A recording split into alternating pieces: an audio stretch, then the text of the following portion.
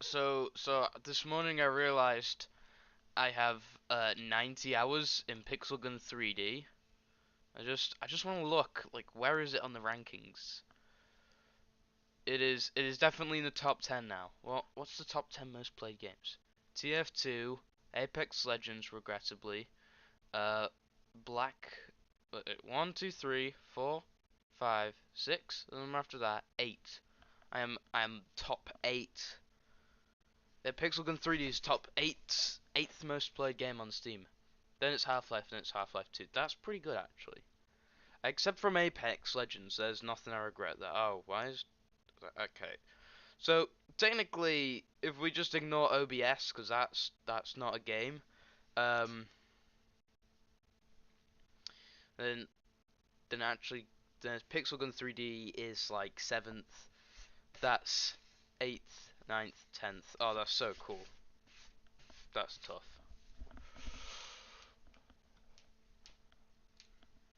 Okay, let's get to playing Peak Gun 3D. Haha, because this game is just amazing. As you can tell, it's obviously a joke, but to be fair, it's not insufferable.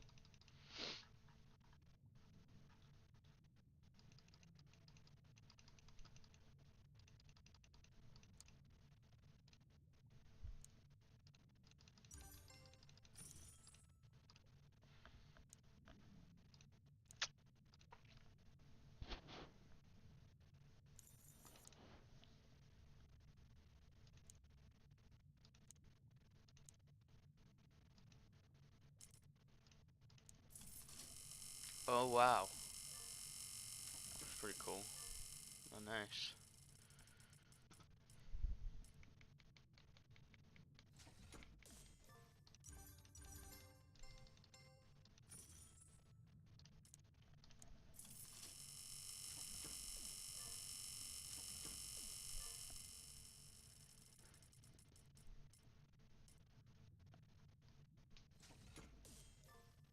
Yay! Wait, is that a new weapon I have?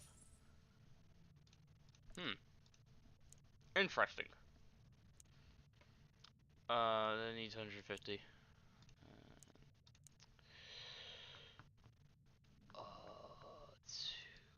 what?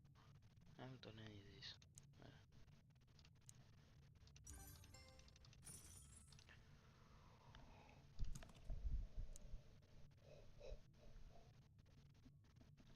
Where is it here? It's like reconstructure.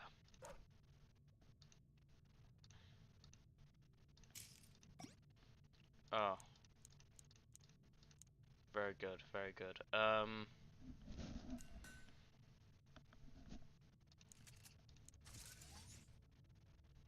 What about that weapon I supposedly got? Like reconstructor? I don't even remember what it was called. Hmm. No, no. Why was there? Why was there a clan just called Serial Killer? Tell me you haven't just watched Dexter for the first time without telling me you just watched Dexter for the first time. Uh, no, you're not a sociopath. You're 13 years old, and you just realized that Brian Mers is the airstrike killer. Come on. Oh, it is actually really good. I love Dexter.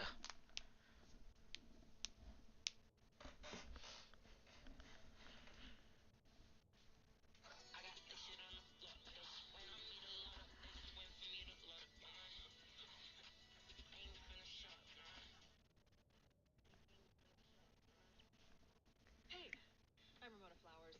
They said I should come talk to you. It's my first day.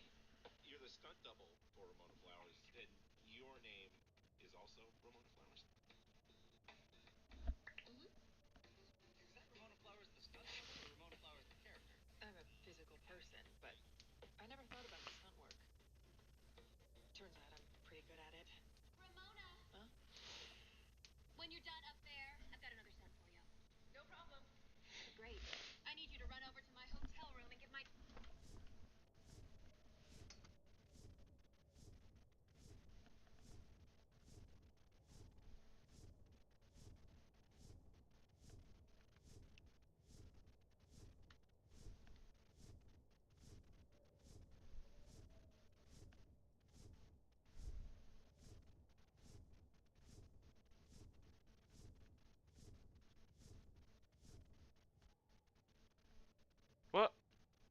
Right? What, he did that before. Like as soon as I was about to win the game. Like I mean, I was almost there. It was a 1v1, and I was like on the at the upper end. It'll be in a blue bag on the counter. Hey, I'm remote. Hey guys. No. What? There's nothing wrong with this. No, wait, give me those. Is this another one of those sex-related injuries you keep getting? No, she's not. Everything's great with us. All right, I should probably get going. Hey, sexy. Sonia, what are you doing here? Well, I got tired of waiting for you to get home, so I thought I'd come to you. How about we take a night off, huh? This is one of your fantasies, right? Public humiliation? It's sexy, isn't it? Giggity. That's my word. Quagmire, you in there? Hurry, she'll be back soon. Well, what's this? Hold it right there. Don't come any closer or I'll shoot you. Now just hand me the gun. I swear to God, you get 1 inch closer to me and I'm gonna shoot you. What the hell? How'd you know the gun would jam? Sort of had a mental breakdown in April. No more bullets for this guy.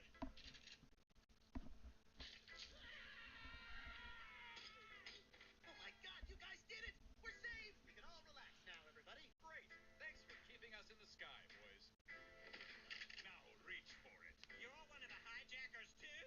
Yes, I was in reserve in case the plan went awry. And now I can finally get into the cockpit and execute our plan. Only a few more minutes until your country pays for its imperialistic sins. Us? What about you? Now shut up and get ready to die. So, you ever been to Vegas before? No. Well, I think you're gonna flip for it! Yeah!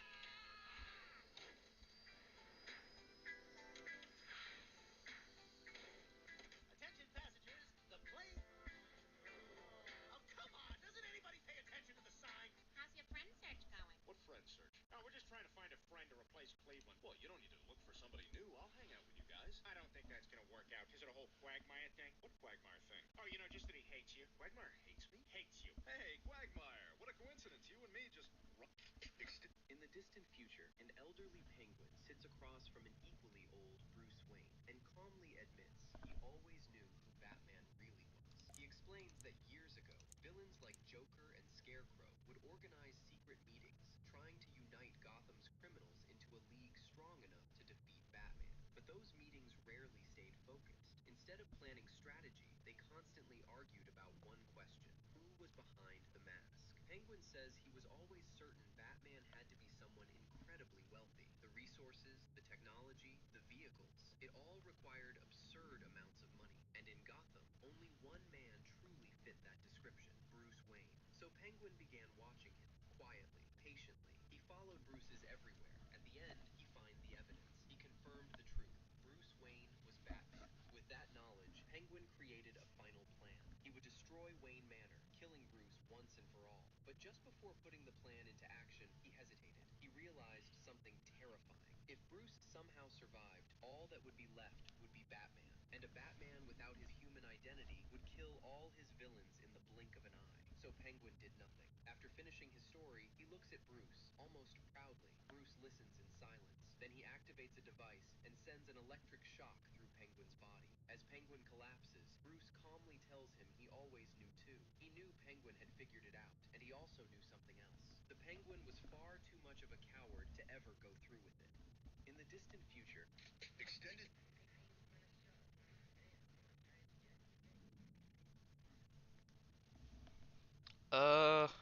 Oh yeah, I was gonna go into a game, but like it didn't let me because well, fuck me, I guess.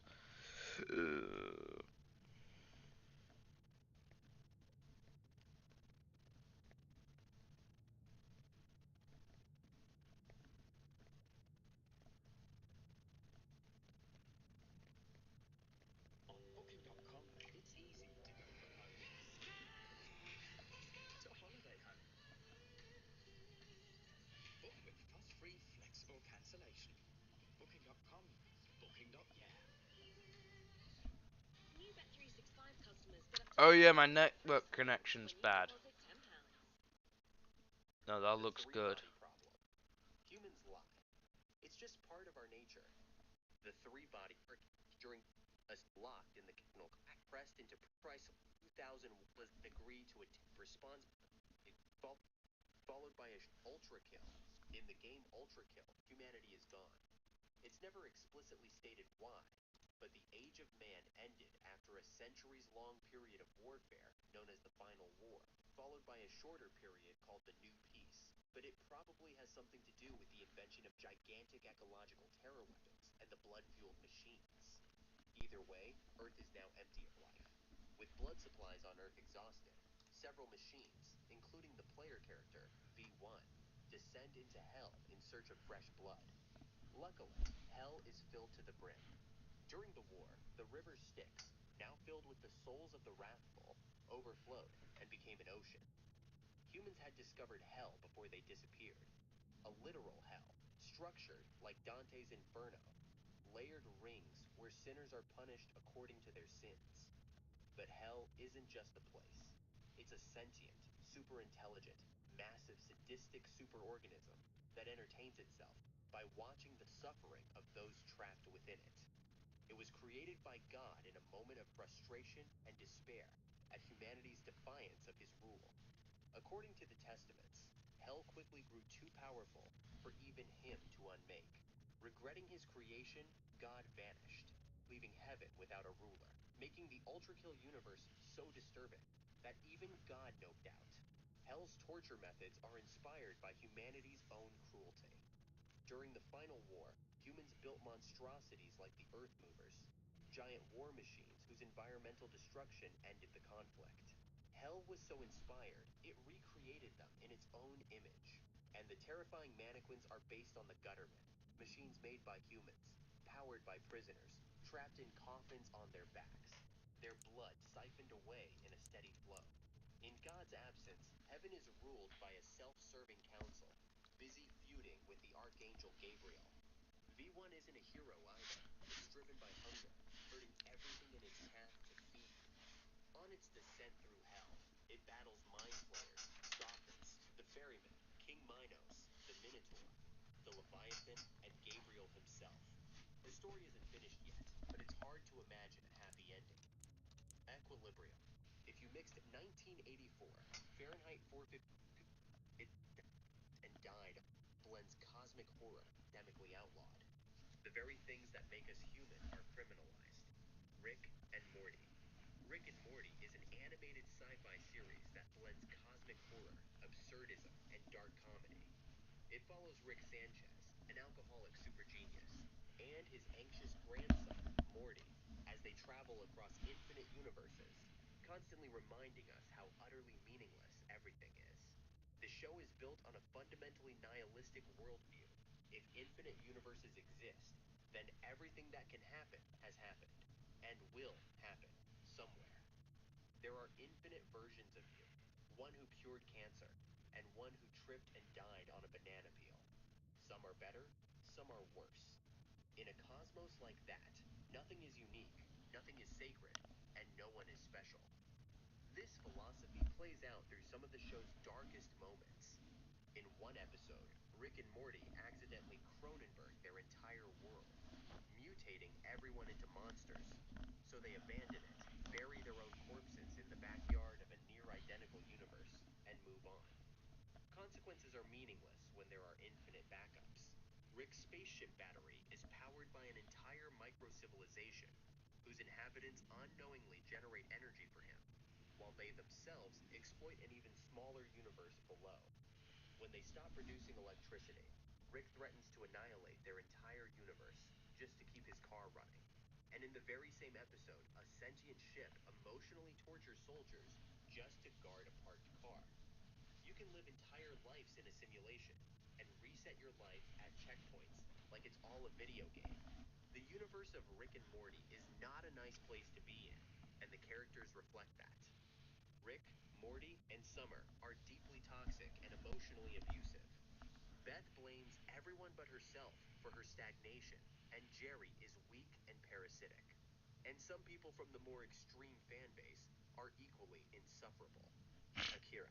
Akira takes place in a world where psychic children can wipe entire cities off. Now, there's a lot of chat about what supplements we could be taking, but I trust 7 Seas as the UK's #1 joint care and midwifery brand. And if I want to keep a spring in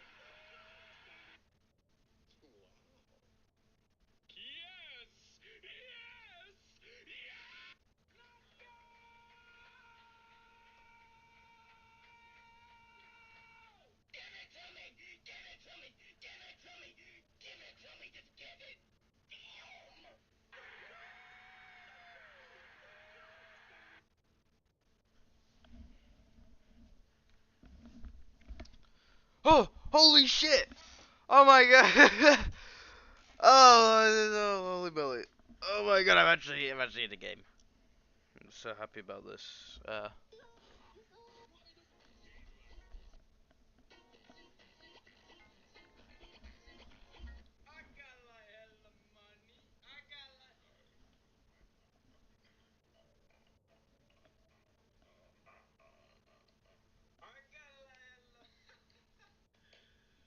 Slim Jim, comment below. I got a lot hella money. I got a lot hella money. I got a lot.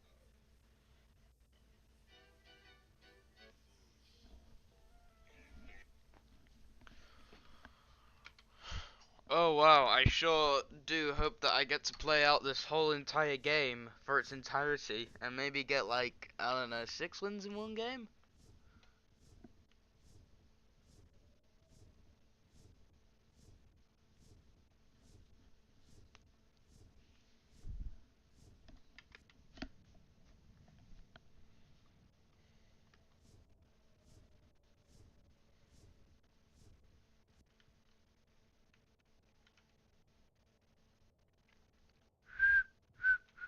There you go.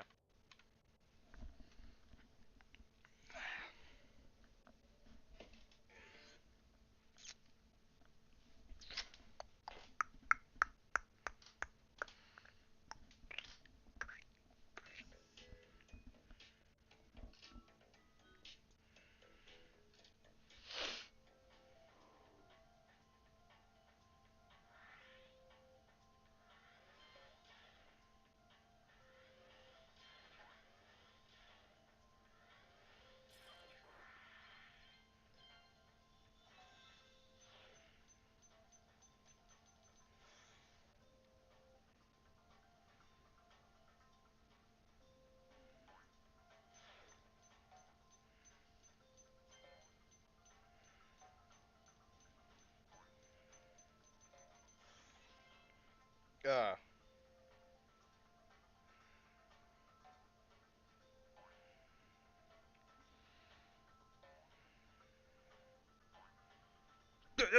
Ah, fuck.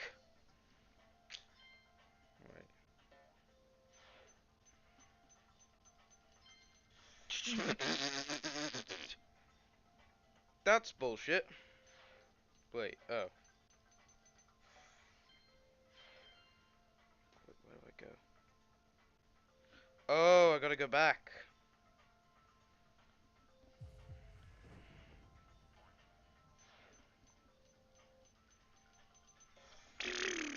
That's freaking stupid.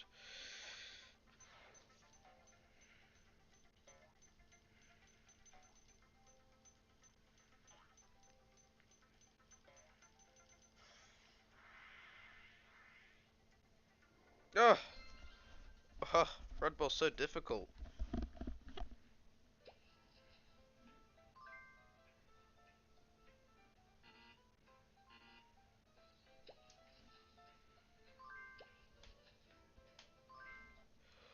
Oh shit! I need to go.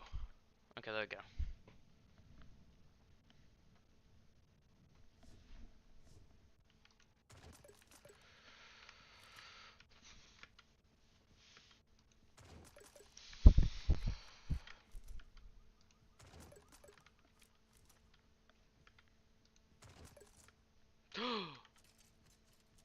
Oh crap! Why is there people here? What the fuck? This is so weird.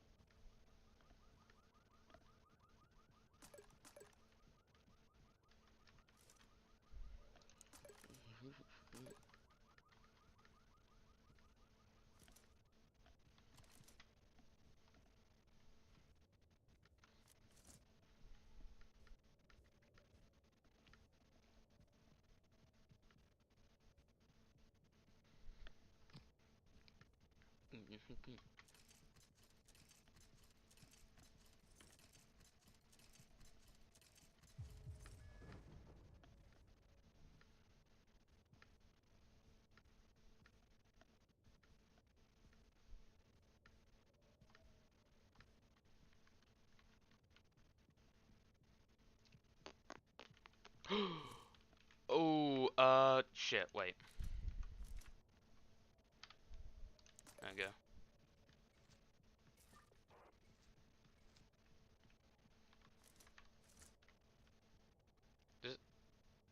That's not piss, is it?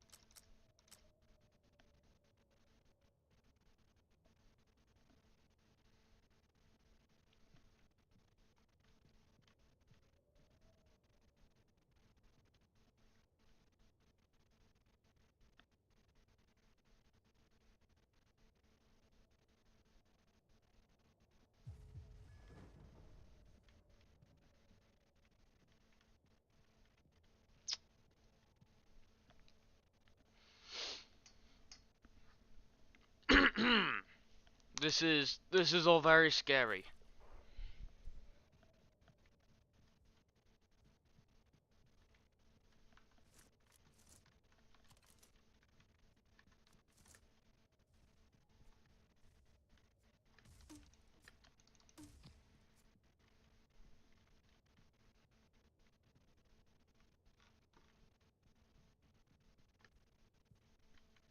Mm.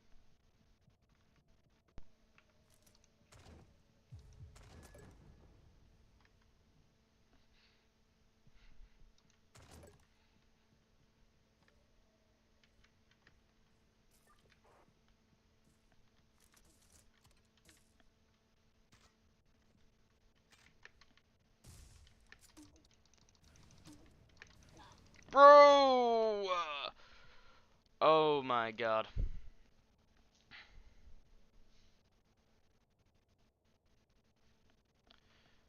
Ay, ay, ay. Dios míos. Oh, okay.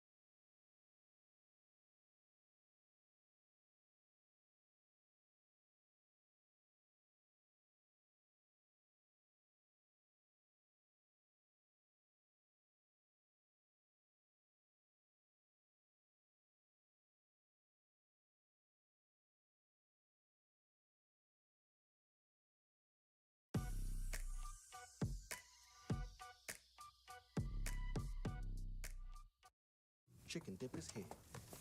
Pasta katsu curry dip? Most people just remember Pixel Gun 3D as just another childhood game, but very few people actually know the company behind it, or even their past work. Because one quick look at their past projects reveals a disturbing pattern. There's some shocking information I'll reveal about the company in one of its top games that'll completely change how you view them. To actually understand the company, let's discuss their background and address a common misunderstanding. Cubic Games was founded back in 2013, originally headquartered in Moscow, Russia, then making the move to Cyprus, with the second office in Armenia. This is the most common misconception about Cubic Games. Alex Krasnov, Cubic Games, and Releaseoft are not different companies. They're all the same entity. They're all just names used by Cubic Games and are part of a suspicious scheme that I'll get into. They specialize in mobile game development, sitting out the console and PC market, aside from a couple PC ports. As we've already established in my other video about the history of Pixel Gun 3D, Cubic Games was founded in a time where Minecraft knockoffs were on a generational run, which would basically become the entire identity of the company. This influence is very consistent, as you'll see throughout their other releases. The current Cubic Games website only lists 2 games under their games, although their past projects also include 5 other games. But they're seemingly brushed under the rug, and we'll get into it soon. The first game listed and the game they're most known for is obviously Pixel Gun 3D. I've already made an entire video about the history of this game, so let's just cover the basics. Released in 2013, Pixel Gun was a multiplayer FPS, originally being a spin-off of Minecraft, with over 165 million downloads, which is why it's still updated and supported today, 13 years later. For the next game, as I researched more about Block City Wars, it revealed some crazy lore about the company. Block City Wars is similar to Pixel Gun, being a PvP shooter. However, it's much more centered around the open world sandbox aspect, with various missions to complete in order to unlock different vehicles like cars, tanks, and helicopters. Very clearly inspired by the success of Grand Theft Auto, and nearly surpassing Pixel Gun 3D in popularity, at roughly 100 million lifetime downloads. This game was infamous for its pay-to-win features, and just the overall aggressive promotion of in-app purchases. The exact same practices and community complaints we saw with Pixel Gun 3D. But this is where it gets really suspicious. Block City Wars had a pretty unique lifespan, as most of you know. To make better sense of this, you have to understand one thing, that being who the parent company of Cubic Games is. And I know it's complicated, but it's really important, trust me. The parent company of Cubic Games was Gracevale Limited. To confirm that, the original US trademark filings for the name Releaseoft and Pixel Gun 3D clearly show Gracevale Limited as the owner for those trademarks. And as everyone knows, Block City Wars wasn't created by Cubic Games. Instead, it was independently developed in 2014 by D Games, with it later being acquired by them. But towards the end of 2018, the game began to see a massive decline in players, for a variety of reasons, like hackers announcing that Cubic Games would be partnering and helping revive the game, and eventually being re-released as Block City Wars 2.0. And as Everletcher discovered in his video, an old archive for the Android release of Block City Wars in 2017 shows it was released under the name D Games, which actually confirms the idea of it being independent of Cubic Games. So they should be in the clear, right? But I had to see for myself. I went to an older archive of the original Block City Wars Google Play Store page, which linked the official website, dgames.org. As I went to check out the website, I realized it's been abandoned and unavailable for years. So I checked for an older archive of their webpage to see if there was any information on the original company. Because why would an apps company with hundreds of millions of downloads just suddenly disappear? This archived version of the website from 2017 shows a contact button. Upon clicking it, there's a message that reads, "Feel free to write us on any problem or suggestion. You can use the form below to send us a message. Also, you can write an email to our official support, press@dgames.org. This seems pretty standard and not shady at all. However, right below it is a company address that has address misspelled. The location listed of the company is Julia House, 1066 Cyprus. This is the same address listed as the location for the official US trademark filing of ReallySoft, Block City Wars, and Pixelgun 3D, which all tied back to the exact same parent company, Gracevale Limited. We have got to the point where literally anybody can build a fully working app without knowing how to code. This is Huge shout out to Everletcher for making that video and discovering the information, because this wouldn't be possible without him. There was never a change in development or ownership, only a change in name.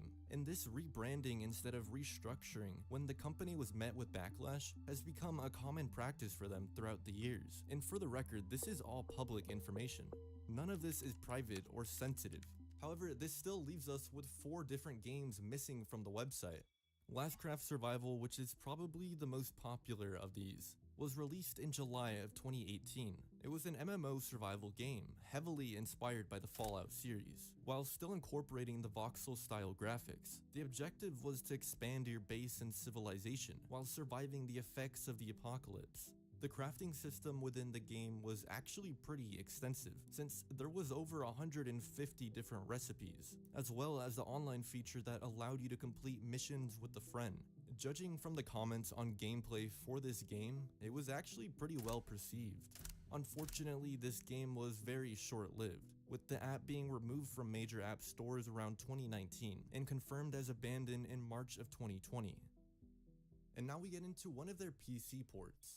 Pixelgun World was the first official PC game from Qubit Games, released all the way back in 2015, where it never actually made it past the beta testing, since it was confirmed as cancelled in 2016. This is definitely one of the weirder ones on here, since there was no actual explanation as to why they were pulling the plug, just 1 year after its open beta launch. The initial shutdown of the game was extremely odd too, since the staff only announced a 5-hour temporary maintenance downtime, which would actually just be the last time the servers were ever up. The community claims the game was shut down as a result of it not being profitable, which is the most realistic theory in my opinion. However, I'm yet to find an official statement from the company backing that claim.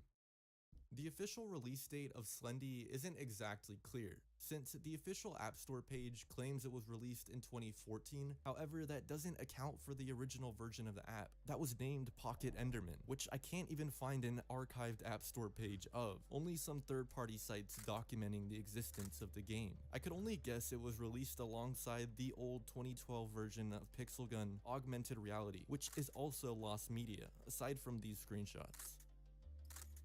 The general concept of Slendy or Pocket Enderman was a spin on games like Talking Tom, Talking Angela, and the creepypasta Slenderman. I don't exactly know how to explain this game, so I'm just gonna read the description from the app's page. It is a virtual Slender that you should take care of, so that he might grow, develop, and one day you will become the best friends. The rising life of Slender is in your hands. You should play with you Slender Bro with Ball. Also, there are many Pocket mini-games, like Matchup, Rocket Game, Memory Quiz, and other game mods. The only possible explanation I have for this insane app description is that they were just trying to hit every search keyword that was relevant at the time. The app wasn't really archived or documented much, and I don't really blame them. Bubble Duck Panic is the only one on this list that doesn't use the Minecraft aesthetic. Released in September of 2012, I couldn't find much information, or at least an archive of the original app page. However, I was able to find the description on a third-party website. Yellow funny ducks quietly flew in the bathroom until there was a bubble threat. In this fun game, you have to bubble. It is not such a simple task. From level to level, ducks are getting smarter and faster. Enjoy this fun. Requires iOS 4.0 or later. Compatible with iPhone, iPad, or iPod Touch. This third-party website claims it only had about 12 downloads, so I doubt we will ever see any actual in-game screenshots or gameplay. The final app, MineRun 3D, or the official App Store name. MineRun 3D Pocket Block Escape Game with Skins Maker for Character in Minecraft PC Edition 2-in-1. Released in July of 2013, returning to the roots of Qubit Games, combining almost one-to-one Minecraft-styled graphics with the trend of endless runner games like Subway Surfers and Temple Run. A lot of the assets used in this game were the same ones in earlier versions of Pixelgun 3D. The app description gives us a bit of context to the game, but it's just a poor attempt at SEO manipulation than anything, as you'll see. Welcome to the dark mine, full of lions in the path. You play as brave cube hero, running through his mine. Alex Krasnov is not associated or connected with Mojang AB. Minecraft is a trademark of Mojang AB and is not endorsed or affiliated by Unlike the others, this game actually has a decent amount of documented footage and screenshots. Unfortunately, it is just as boring as it sounds. I think this 2013 Pocket Gamer article sums the game up perfectly. I'm not exactly the biggest advocate of video game clones. While I understand that plenty of genres have evolved by building on previous ideas, I can't stand it when a game blatantly rips off another. As you'd expect, then I wasn't a massive fan of Minecraft 3D Escape to Temple, a game that rips off the gameplay of Temple Run and then decides to directly copy the visual style of Minecraft. This time around, it wasn't really the clone angle that made me sigh. It was simply that Minecraft 3D offers absolutely nothing that we haven't already seen before in countless other endless runners. I did want to mention, as I was trying to find archived screenshots and App Store pages to these games, I did come across this site. It listed these games under the Alex Krasnov profile: Iron Empire, Iron-Empire, and Wings of Liberty.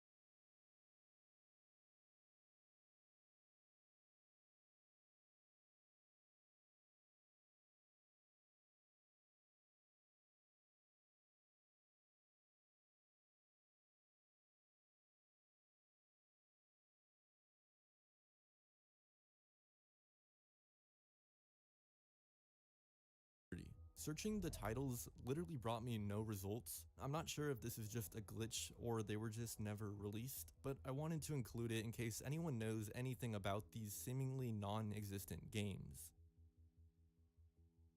Co-producer is going to give you unique sounds that actually fits your track in seconds. Let me show you. First, let it listen. Looking for the vocal track. The extensive history of trend hopping, SEO manipulation, and rebranding when faced with backlash instead of restructuring. These are all pretty scummy tactics. The real issue arises when those tactics are at the cost of other successful apps, like we saw with the constant usage of Minecraft in their app titles, or even earlier versions of Pixelgun 3D. Cubic Games never failed to deploy obnoxious monetization tactics. The two biggest titles released by Cubic Games all faced the same community backlash, whether it was through pay-to-win items, the frequent release of limited-time items, and the general obsession with microtransactions. Even the much smaller titles like Lastcraft Survival and Pixelgun World faced similar criticism, despite their much smaller community and short lifespan. Despite every critique you and I have about Cubic Games as a whole, their games shaped a lot of our childhoods. Whether you played Lastcraft Survival, Block City Wars, or Pixelgun 3D, everyone has at least one good lifelong memory associated with a game of theirs. Whether you were the best or worst, spent money or didn't in these games, one thing remained consistent. That was the fun in countless hours of gameplay. I remember rushing home from school just to play Pixel Gun 3D on my tablet like it was yesterday. Cubic Games as a company was the complete opposite of game creators. They were followers. Aside from that, they still defined an entire generation of mobile gamers who didn't care where the ideas came from, and still managed to be a part of the greatest era of mobile gaming. Despite how many or few players these obscure games had, those downloads do represent real people that will remember those games forever. The truth is, Cubic Games was not unique. The early 2010s mobile gaming scene was basically the Wild West, and the only thing that Cubic Games was actually good at was just surviving it and avoiding any consequences. If you enjoyed this video at any point, you should totally hit that like button and consider subscribing for more high quality videos just like this. If you have a friend that you played these games with, or a sibling or whoever, you should totally send them this video so that y'all can relive the nostalgia together. Thank you so much for watching. Goodbye.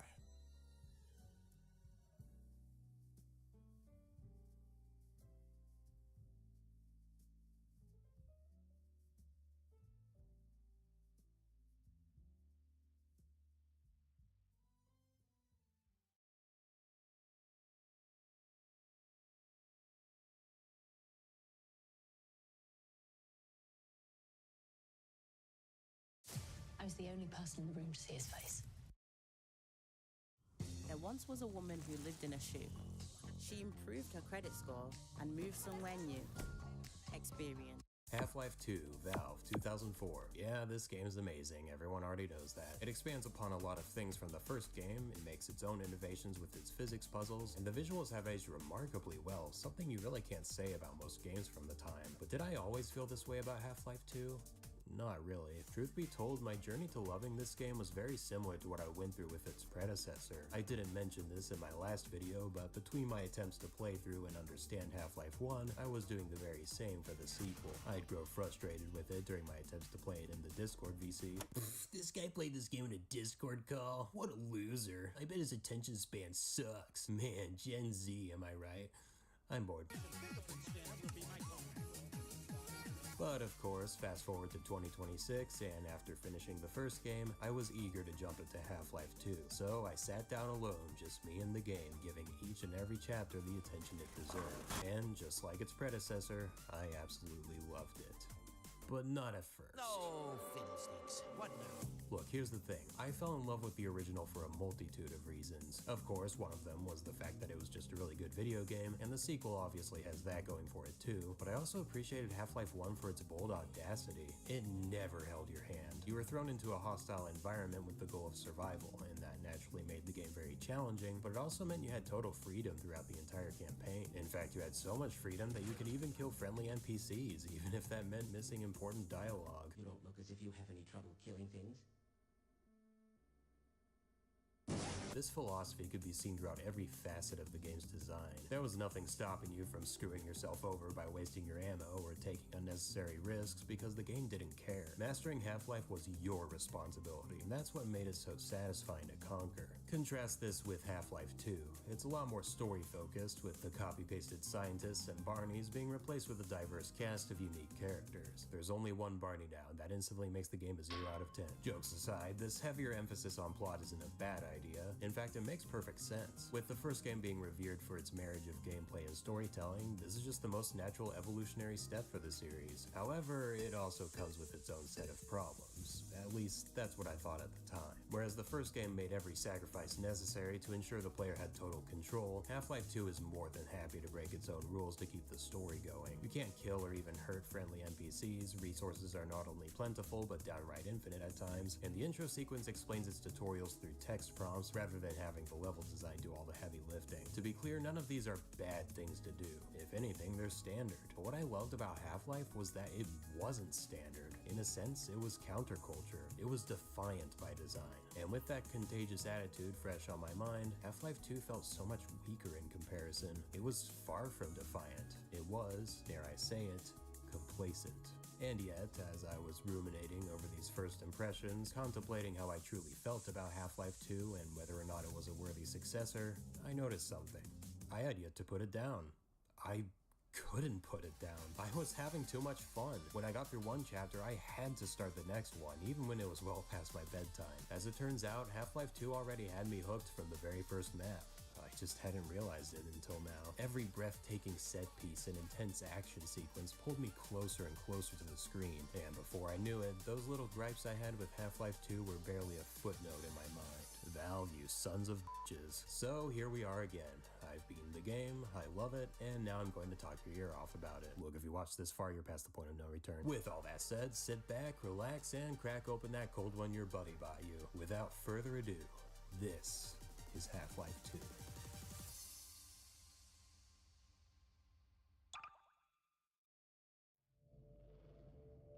Rise and shine, Mr. Freeman. Rise and shine. After a long nap in stasis, Gordon Freeman is back, once again controlled by us. The G-Man's plopped us smack dab in the middle of City 17, a dystopian surveillance state whose goal is to closely replicate modern-day Texas. City 17 is governed by Dr. Wallace Breen, a former administrator of Black Mesa who rose to power amidst the chaos of the Resonance Cascade. Oops. This guy's a complete asshole, and the game pulls no punches in demonstrating that. He drones on and on about how we're so close to achieving immortality, guys. We just need a few more donations to the Kickstarter. The rocket has been built, guys. We're on the launch pad. We just need a little more fuel. Meanwhile, anyone who's not a Combine soldier is living in complete misery. But this stuff, it's all I have left. All right, I'm moving. Jeez. Oh, no worries, man. I got you. Let me just... hang on. Almost... there we go. Half-Life 2 marks the debut of the Source engine, and it makes a hell of a first impression, jank notwithstanding. We've got physics objects galore, from bombs to barrels to beer bottles. And cans, of course. Nah. Uh-oh. Hey, listen, we can talk about this. Just take it easy now. Whoa, excuse me. This frickin' moron can't even get in a single. But if there's one thing about Source Engine that's even more impressive than the physics, it's the visuals. I mean, just look at this. High poly models, high-res textures, normal maps, custom shaders, articulated facial animation, gorgeous real-time lighting and reflections. And this was all in 2004. This game's over 20 years old, yet it not only holds up, but even puts modern releases to shame. Yeah, I know, everyone else has talked about this already, but damn it, it's for good reason. The truth bears repeating, and the truth is that Half-Life 2 still looks great to this very day. I just wish it got a Wii U port so we could have seen what the water guy on Miiverse thought about the water. Okay. I'm gonna need me some privacy for this. Oh no, please don't pull out your... About that beer I owed you. Yeah! Wait, where are the other Barneys? What'd you do with them? Barney's working undercover with the Combine, and through what I'm sure seems to him like a crazy coincidence, we, happened to cross paths with him at this juncture. So he sends us running to Dr. Kleiner's lab, where he'll meet up with us later. Oh, yeah, Dr. Kleiner's one of the scientists from the first game. I don't know which one. Pick your favorite, I guess. Anyway, with our goal made clear, we start making our way through City 17. This introduction is a lot more interactive than the first games, and that gives us all the more freedom to check out every nook and cranny of these environments. And I gotta say, these are a huge step up from the first game. The devs took full advantage of the leap in graphical fidelity, resulting in maps that are absolutely packed with detail. There's a lot of random thingamabobs scattered around, all of which are fully interactable, leading to some pretty funny moments. Stop that. That's enough of that. It's here where we meet my favorite character in the whole game, this TV stand. I mean, just look at it.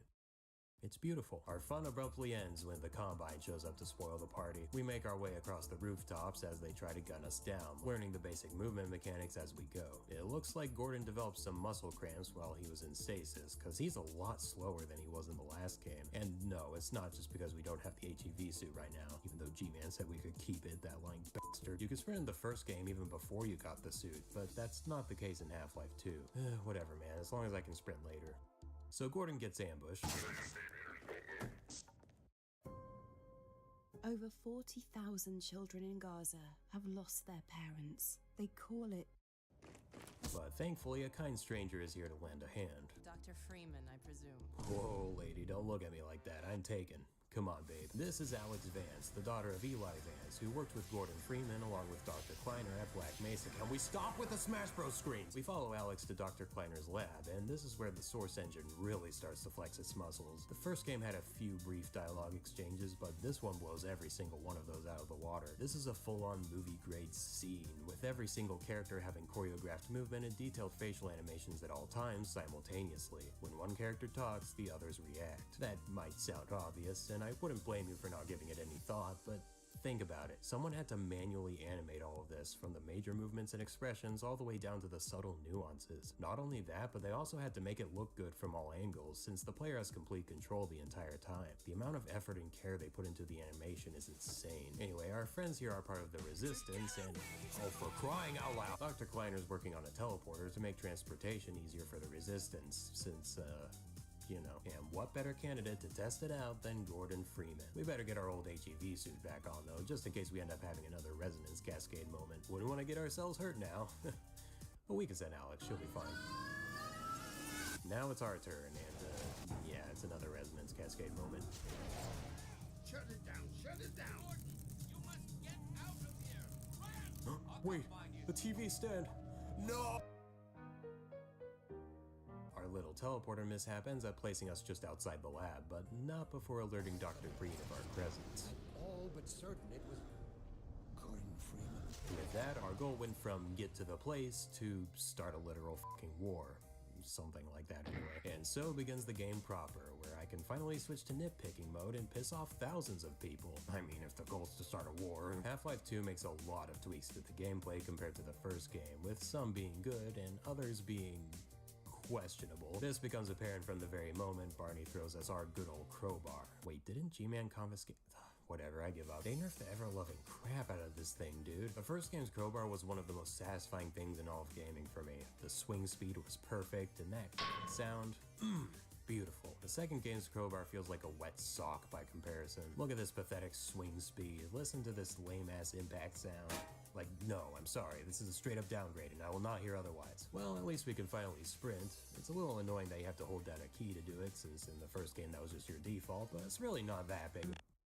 You're kidding me. Yep, that's right, they nerfed the sprint too. Now it's tied to the HEV suit's auxiliary power, which means you can only sprint for so long and have to take a breather before you can start running again. Can I just ask why? This doesn't add challenge, it's just annoying. Sprinting was a quality of life feature. It made traversing the levels more fun. The only thing this affects is enemy encounters, and no, it doesn't make them harder. I got through them all just fine. All it does is make them less interesting, because now you're afforded less movement options. I never understood this modern idea that sprinting needs to be limited in some way. Like, what does that actually do for your game? In every game I've ever played that does this, it's just an annoying inconvenience. It seldom, if ever, actually leads to me dying, and if that's all having limited sprint serves to do, why even bother if the alternative is an objectively better game feel? I'm sure Half-Life 2 wasn't the first game to do this, but boy, this of all franchises committing this design sin is insane to me. And it's even worse here because the auxiliary power is also responsible for your flashlight and your oxygen. God forbid you have to see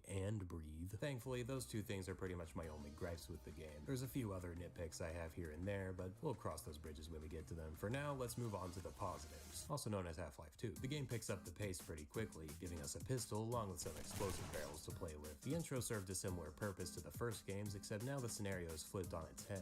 In Half-Life 1, you start out in a friendly environment that suddenly turns hostile. In Half-Life 2, you start out in an oppressive environment that becomes powerless the moment Gordon Freeman picks up a gun. This guy's such a badass, I love it. This is also where the level designers really start having fun with the Source engine physics. I love this puzzle where you have to make the barnacles eat the explosive barrels. Not only is it a clever puzzle, but it also gives us some much needed revenge after these assholes gave us so much grief in the first game. And yes, I know they were easy to kill, but that didn't make them any less annoying. Ugh, what the hell? After evading a trigger-happy helicopter and reuniting with the good old head crabs that still make 11 kilohertz sound effects for some reason, we meet up with some fellow rebels. They all recognize our GigaChat aura, so they give us an airboat to cross the big canal of radioactive waste up ahead. This thing is really fun to drive for the first 5 minutes. Unfortunately, and infamously, this section way overstays its welcome. That said, I do appreciate the game design on display here. While I agree with the consensus that it's a little too long, this section does evolve and escalate as it goes on, so it doesn't get too boring. Plus, Plus, we've also got little sections where we can ditch the airboat in favor of some good old-fashioned FPS gameplay, as fleeting as it may be. I think if they condensed the airboat section just a tiny bit, I'd have a more favorable opinion, because on paper, I love pretty much everything about it. But yeah, it does get a little boring towards the end. Was I not supposed to do that? After our grand journey with the airboat, we arrive at Black Mesa East, where we meet back up with Alex and become acquainted with Judith Mossman and Eli Vance. I told you to stop doing that! Alex takes us out back and gives us what might be this game's most iconic weapon, the gravity gun. I love this thing. It basically turns you into a Source Engine Jedi. Right-click pulls physics objects towards you, and left-click sends them flying. Well, that explains why Silver's gameplay in Sonic 06 was so clever. They stole it from Valve. The next section is Ravenholm, and it's a straight-up showcase for what this thing can do. Slicing zombies in half with saw blades, blowing up hordes of enemies by launching explosive barrels at them, and what the f*** is that thing? Yeah, so that's the other thing about Ravenholm. It's creepy. It really hammers home the darker tone this game's going for. Half-Life 1 was kinda going for a sci-fi horror vibe too, but that game leaned more cheesy B-grade action flick. Something died down here. Going from that to this was an adjustment, to say the least, but I do ultimately think it was the right way to go. As funny as the first game was, I don't think its humor would have quite landed the same without the stylized graphics, copy-pasted characters, and low-fidelity voice lines. Half-Life 2 makes a drastic leap in realism, and that necessitates a drastic leap in tone. Get away! As if the regular head crabs weren't creepy enough, Ravenholm introduces poison head crabs. It's not common for a video game to trigger my phobia of insects. I think the disconnect between reality and the screen helps me distinguish the two. But these things, yeesh. They tap into that fear in a way I didn't think any digital medium could. Another point for Source, I guess. I really ought to Y2K-proof this thing. Just a few moments after Ravenholm, we enter another vehicle section. Don't worry though, this one doesn't overstay its welcome. The buggy is fun to drive, and there's plenty of on-foot gameplay to keep things interesting. Valve, what did I do to hurt you? The Antlions are pretty cool. The game does a lot with them from this point onward. After the buggy section is a level where we have to avoid the sand, so we— What about